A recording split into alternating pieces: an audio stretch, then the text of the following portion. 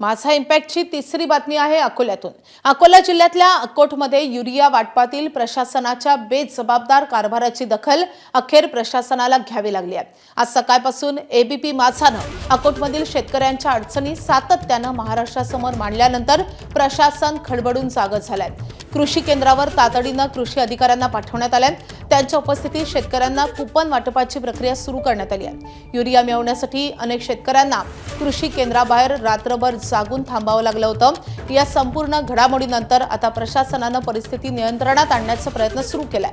मात्र रांगेत लागलेल्या शेतकऱ्यांमध्ये प्रचंड संतप्त भावना आहेत। याच ठिकाणाहून आढावा घेत शेतकऱ्यांनी कृषी अधिकाऱ्यांशी संवाद साधलेला आमचे प्रतिनिधी उमेश हल्लोणे यांनी। अकोटमधील कृषी केंद्र उघडले आणि थेट आता कृषी अधिकाऱ्यांच्या उपस्थितीत कुपनचं वाटप करण्यात येतं आणि मात्र ही रांग जी आहे ती मोठी रांग आपण पाहतो आणि शेतकऱ्यांमध्ये मोठा असंतोष दिसत आहे। कुपन त्यांना मिळत नाही आहे। आपल्यासोबत काही महिला कधी आल्या आणि काय सध्या कुपन मिळालं का तुम्हाला? मिळालं नाही कुपन। 1 वाजतापासून रोजच्या रोज वापस चालली। आताही म्हणतात 10 कुपन झाले। आम्ही काय करा रोजच्या रोज आम्हाला आज तसंच दाखवत। किती वाजता आला तुम्ही? 1 वाजता रातचे। तुम्हाला भेटलं का कुपन? हा मला कुपन भेटलं पण एकच भेटलं। अजून मला लई एरिया पाहिजे।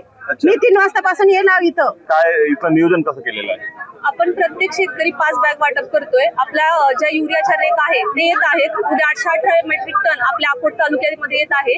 फक्त शेतकरी बांधवांना एवढीच विनंती आहे की आवश्यकतेनुसार आपण खत खरेदी करावं। सर्व शेतकऱ्यांनी घाबरून जाण्याचं काहीच कारण नाहीये। जशा रेक लागतात आपल्या युरियाच्या त्याप्रमाणे आपण वाटप करत आहोत।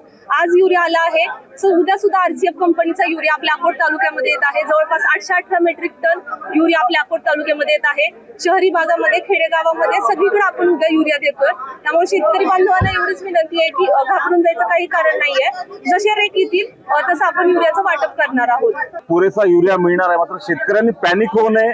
सर्वांना युरिया मिळेल मात्र शेतकरी पॅनिक होत असल्यामुळे ही गर्दी जी आहे ती मोठ्या प्रमाणात होत असल्याचं कृषी विभागाचं मत आहे। उमेश हल्लोणे, एबीपी माझा, अकोट, अकोला। एबीपी माझा, उघडा डोळे बघा नीट।